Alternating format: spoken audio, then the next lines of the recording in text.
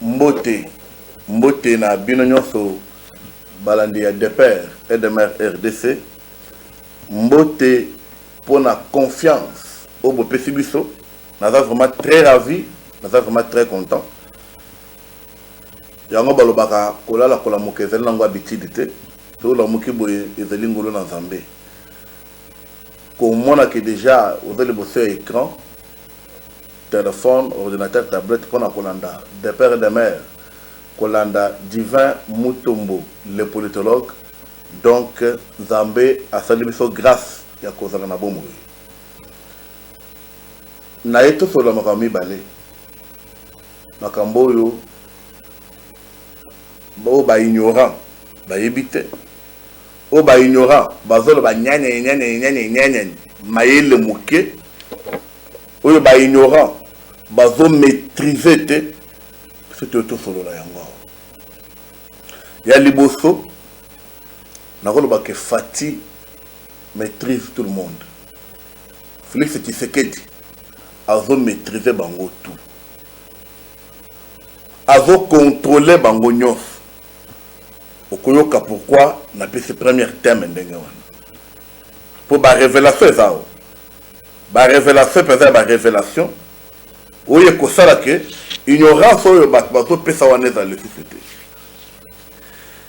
Yami balé John Numbi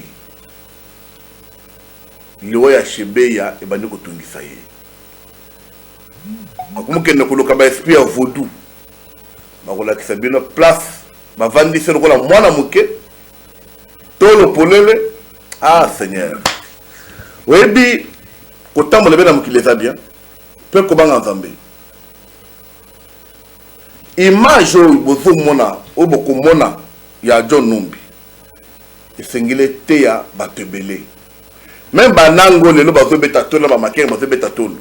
Exemple John Numbi oyo tozolanda lelo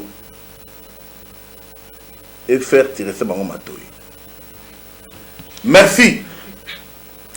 Vous savez et ça c'est chez mon konga na lingo ko lobango mingi te pour te foutre le bela ngo ba nanga ba se expliquer yango ezali kozanga koyeba mais neka na répondre c'est sanga Lubaya na Fayulu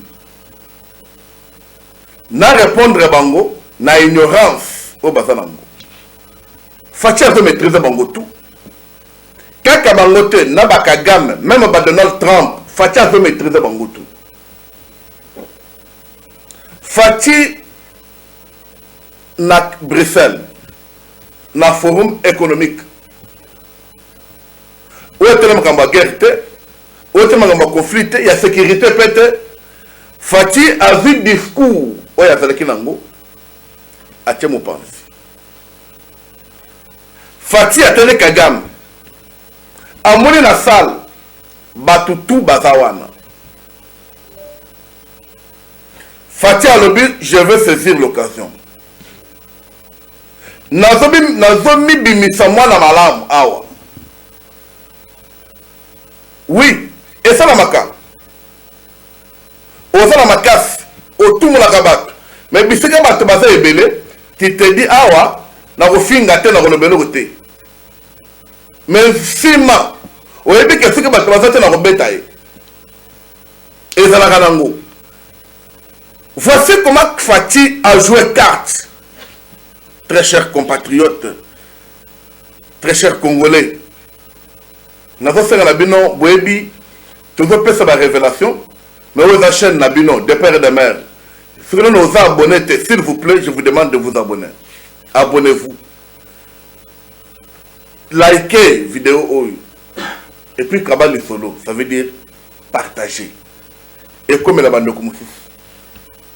Merci pour la baoyo, bayo kilebiso. Alors, dans le Bible que Fati a dit que Fati a été mon pense. Fati a tali sikoyo sale. Il dit ceci. Pour le Bible de répondre Fayulu, c'est Sanga na Lubaya. Batoyo, baza la chômage. Pour bangutu na baza ba député, baza la chômage. mboko baza nango eza ya bazo bimisa bazo bimisa ezo kotate bokomi koluka par quel moyen dialogue salema bakabola gâteau bazwa mbongo pour bamona comment vivre bien. C'est ça, il n'y a pas autre chose. Parce que moi je vais vous amener la réflexion normale. Fatih dit M. Kagame, président Kagame, na s'approcher na yo pour le peuple na biso na est tabako fallait souffler. Maintenant la phrase moko oyo batu bata ko comprendre te. Il dit donne l'ordre au M23. Par là Fatih veut dire au monde entier quoi? C'est Kagame qui est le chef il y a M23.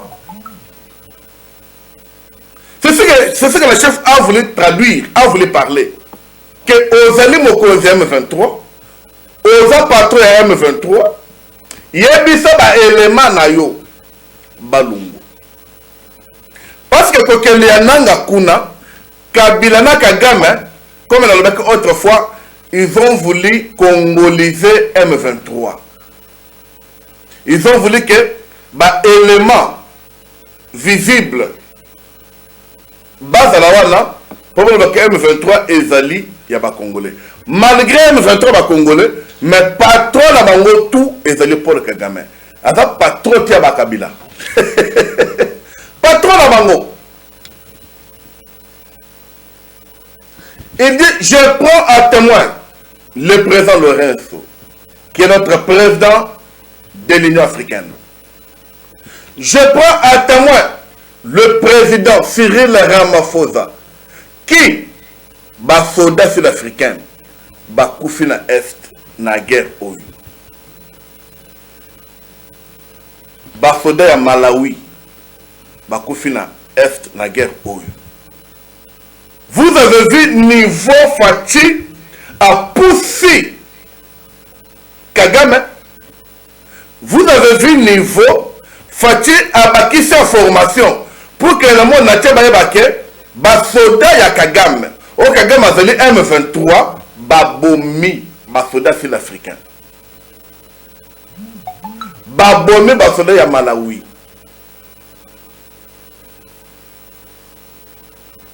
Voilà un président sage, un président intelligent. Cela n'a pas été compris. N'a pas opposant, ou bien n'a pas aigri, n'a pas été compris. Non, Fatih ne pouvait pas demander pardon. Il faut mettre ça le dialogue pour guerre ici. Fatih pointe celui qui a la guerre, celui qui est le patron de M23. Si on va faire le dialogue ici, ça va changer quoi? C'est Sanga Vandiao, Lubaya Vandiao, Fayula Vandiao. Bon, tu fais le dialogue. Ça va changer quoi? Ça va modifier quoi? Rien. Ah,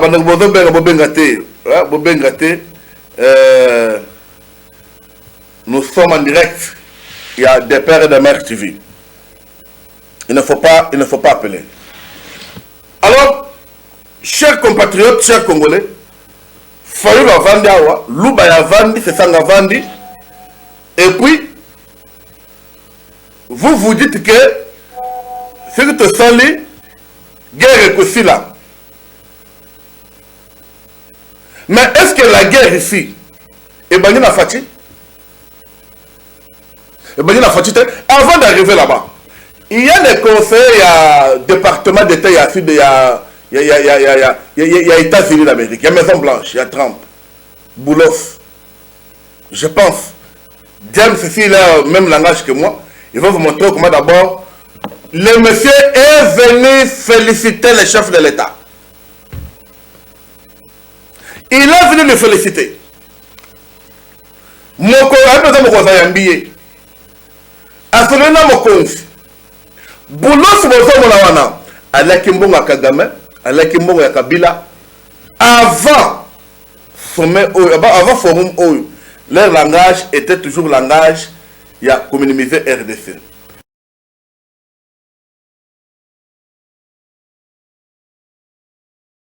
normal. Le monsieur est revenu à la raison. Il est là, je pense que vous le voyez. Boulos. Mokozaya Bisseboy. Moi, je n'ai pas un problème. Moi, je n'ai pas un problème. Le problème qui est là,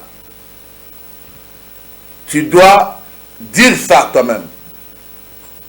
C'est un Américain. Vous pensez que c'est un Africain qu'on peut mettre des paroles dans mon okoye pour le bangou? Non. Alek, n'a interviewé le bâton sur Balandi. Peut-être que Yolanda qui était, n'a pas James, a tiré la mission quand moi qui a interviewé naïe. Boyoka, kaka nenga zoloba. Je vous laisse. C'est pendant 30 secondes, je pense. James, tu as la Boyoka interview Maloba naïe. Comment a félicité mon conseiller Mboka? Alors, il est très intelligent et a fait l'acte le plus noble. Bolanda, Yewan. Apprécié d'avoir tendu la main.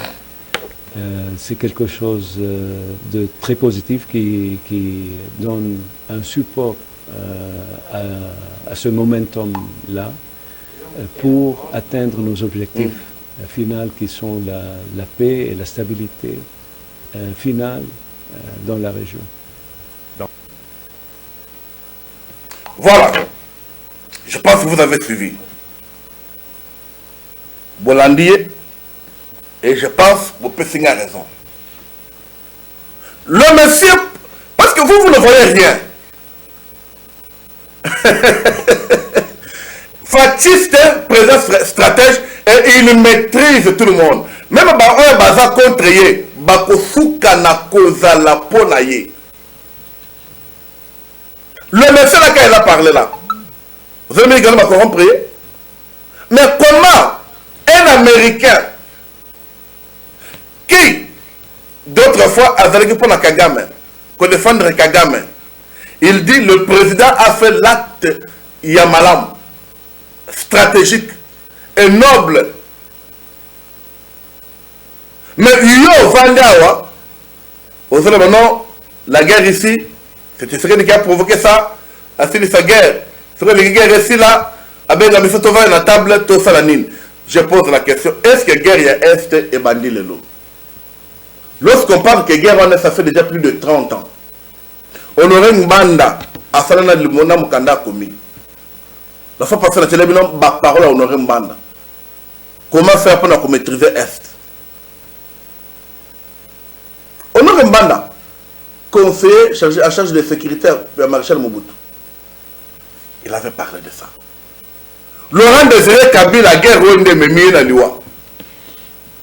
Guerre Rwanda, côté ça, Joseph Kabila n'a pouvoir. Guerre Rwanda.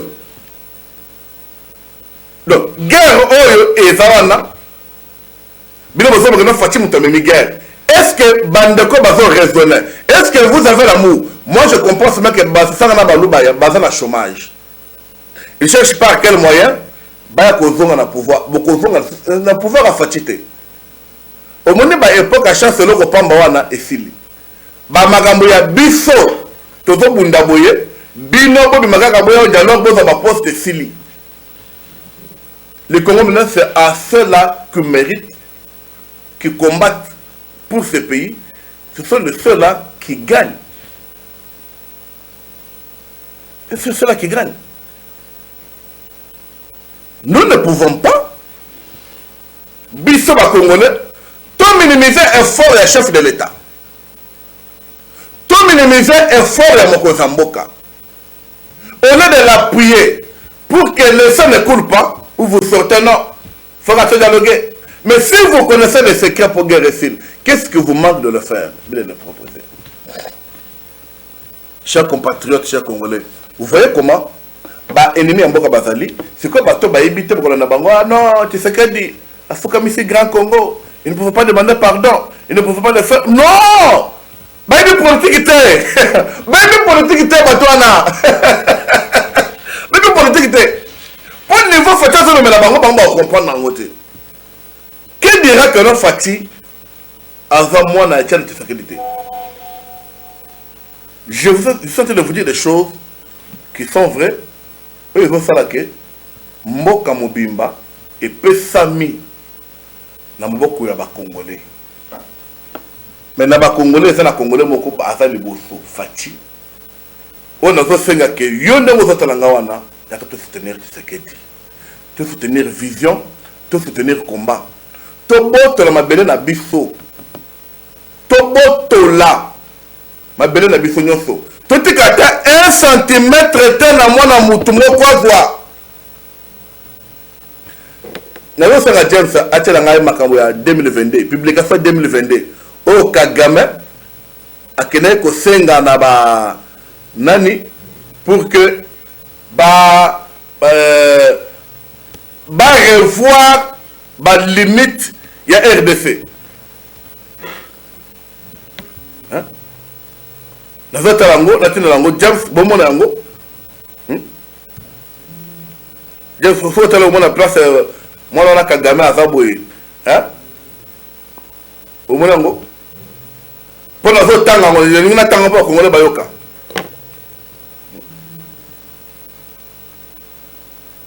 Voilà.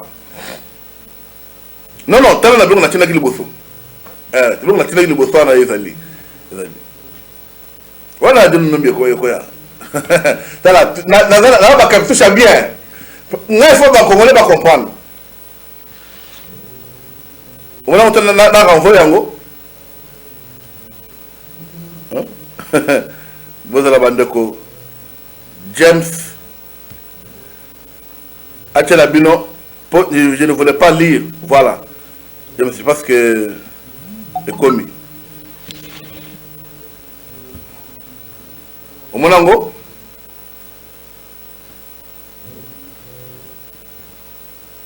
voilà, c'est bon, voilà. Merci James. Nazo Tanga, il n'y a pas de la Bilobomona. Et puis vous allez voir que les publication il y a 17 février 2022. Or que depuis le Kagame ne cesse d'insister, il y a pas revoir limite territoriale à RDC. L'opération autodéfense Maïmaï. Suivez. RDC. Le Rwanda demande à l'Union européenne, à l'Union africaine de revoir les frontières de la RDC.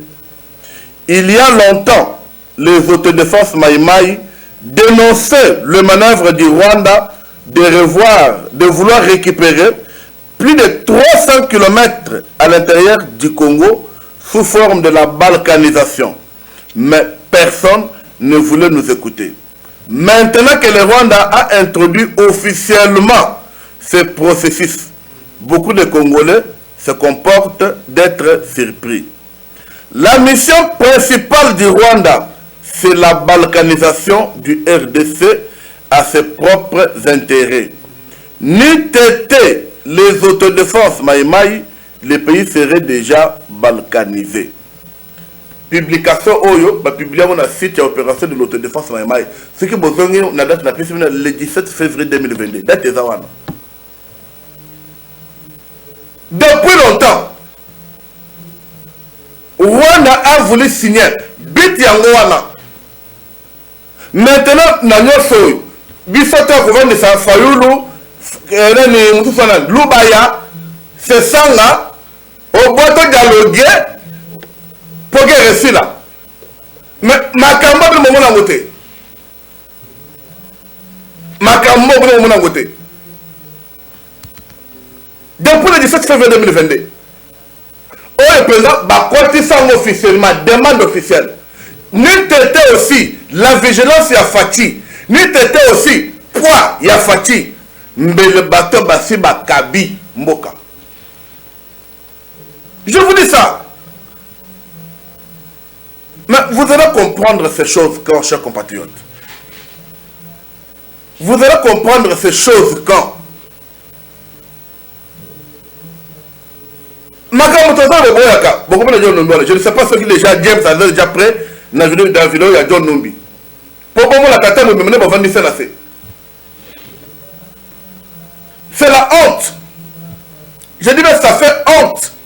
Honte même. Alors, quand vous voyez Kagame avec cette mission, il y a Kobo le Mabélé à Congo.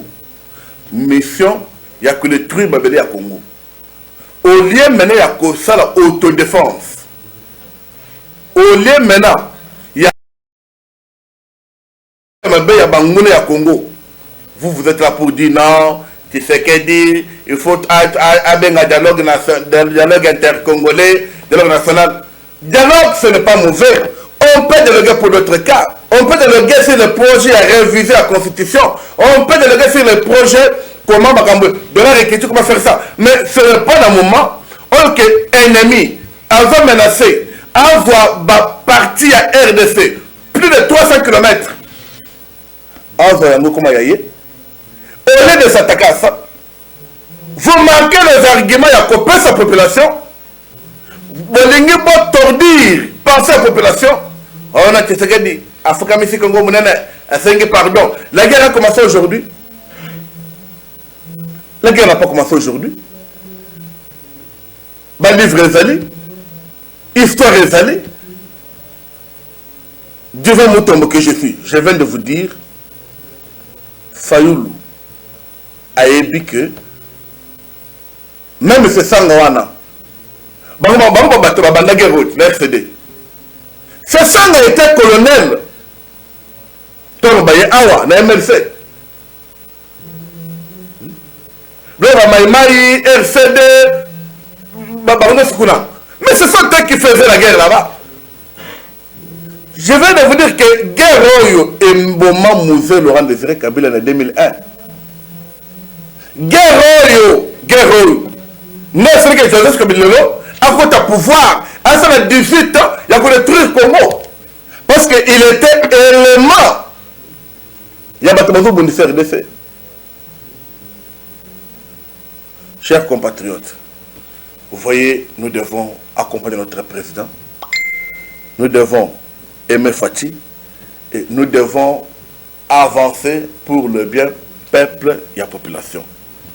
Nous ne pouvons pas nous laisser Nabatu Oyo Bazana pensée moko malamute, mais parce que Bazana chômage, Bazoluka, Bakota pouvoir pour que ba bénéficie à moi mbongo. Parce que leur fait maintenant c'est ça. Ils n'ont plus d'argent. Maintenant là, ils se pointent pour profiter que non, c'est tellement un franc quota. Alors, pour le quota, le rôle la base va député à travers le dialogue, va déclarer ce qu'on dit dialogue. Après on va dire non, ok, il y a un ministère boyé, il y a un ministère boyé. Et pourquoi on a ici et les qui? Vous savez, pour comprendre la mission, il y a Félix Tshisekedi dans la RDC, il faut la rendre. Pas pour comprendre, tu vas comprendre qu'à longtemps, on va essayer de comprendre. On va comprendre. Chers compatriotes, chers Congolais, je prends dossier à John Numbi. Je sais que je parle, ceux qui vidéo comme près, James va nous les balancer, tout le monde. John Numbi, Oboka Soni wana, Yangoana et Bimi. Loi ya Shebeya, Nalobela Kangwa chaque jour et Kangiao. John Numbi, a quelque l'esprit à vaudou pour que, on vote justice, de ce Shebeya, effacer Yango. Azolo bake bakocha parti wana sacrifice ngana sali na mboka. Est-ce que loi Chebe il est yango? Donc ici, quand nous vous disons que c'est Chebe qui a tué, vous dites non, il y a bon maté. Mais ah voyez mon lobby. La mort de Chebe doit être au-dessus des femmes des Congolais que moi je défendis. Il a dit ça. Maintenant, quand quelqu'un qui dit ça, il ne peut pas s'appeler dans Moutongo pour imposer qui est kaka à filmer à kaka je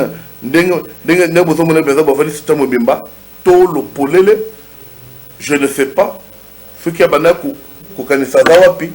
donc c'était très compliqué. James, je viens de te renvoyer pour la deuxième fois vidéo wana. C'est que moi, ils ont balancé les balandi de Père et de Mère TV. En attendant, je vous demande de vous abonner, de liker, de partager. Vous savez, chers compatriotes, biso tozalakana musala mususuté. Musala biso ezali à informer peuple congolais ba réalité za koleka na mboka. Ba réalité oyo bato bozelinga ba combattre Faci. Moi je suis Faci développement. De père et de mère, c'est pour défendre l'intérêt du Congo. Je le fais, c'est parce qu'on doit voir, on doit vivre ça. Vous savez, ça fait honte. Et je demande aussi aux Congolais, bino ba Congolais bozakaka, on dirait bozaka raisonner bien té. Boye bake, boye bisananga akusuka boye. Et ko banda kozala na moi boza bien na butu boza ba torse ni ko ba dino nombi. Vous savez, la vidéo oyo est comme virale dans les réseaux sociaux. Ex-général rebelle terroriste John Numbi reconnaît pour l'assassinat de Chebeya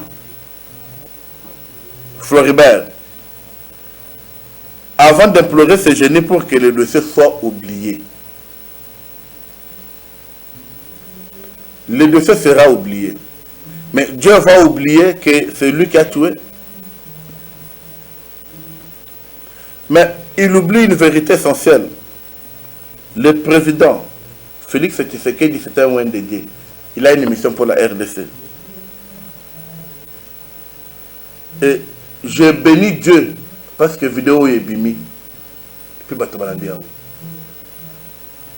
ce qui nous dit, c'est que la vidéo est, je pense que nous avons édition. Parce que technique, il y a des caprices. Mais seulement il faut savoir que le monsieur a été humilié. John Numbi était comme le tout-puissant. Il dit même dans la vidéo que non, Yende Moutou a fait Kabila esprit à que Bappé sa Félix ses pouvoirs parce que les Américains voulaient tuer Félix, voulaient tuer le Congolais pour qu'il est tangaté. Qu'il est tangaté, il faut Nengawana. Donumbiwana a autant Azalaki général dans l'époque Kabila. Quand il est en fonction, vous voyez dans Azalaki. John Numbi, Oya Boma Floribert Chebeya, Oya Boma Fidel Bazano, Yewana. Vous voyez comment quand nous vous disons que tu es dans la région où il y a bâtiment comme un bâtiment, vous comprenez. Les réunions se biminent en poisson. Nous devons tous respecter les chefs de l'État. Et nous devons accompagner Vision Naye de manière à ce que Bisso ou bien les Congolais va gagner. Parce que si on gagne, ils ont la Mobimba. Alors, vous les Congolais tous, je vous demande de soutenir Félix Tshisekedi, d'accompagner Faci dans la mission. Si vous êtes Congolais solo, vous avez la diaspora, vous avez la province, vous avez la Kinshasa, je te demande de suivre et de soutenir la vision de Mokonzi Mboka. C'est lui le père de la nation. Moussousou Azalité. Merci de la confiance que vous nous avez confiée. Merci de tout ce que vous avez fait de père et de mère. Je sais que Baba Lingibiso va s'abonner, va partager, va liker, va commenter, et ça ira bien. Je suis Divin Moutomo, je suis politologue. Là, je salue James, avec la machine, qui a fait ce que l'image a quitté Bima. Je suis assisté par Richard, qui est avec nous. Du reste, je ne manquerai pas de saluer le professeur André Mbata, l'honorable, notre secrétaire permanent à l'Union Sacrée. Moussala Malam, redynamisation de Fouta. Tout le monde, cher professeur, na Benelux, na Belgique, na France, vraiment Moussala Kitoko. Du reste, restez branchés sur votre chaîne. On se revoit prochainement. Ciao.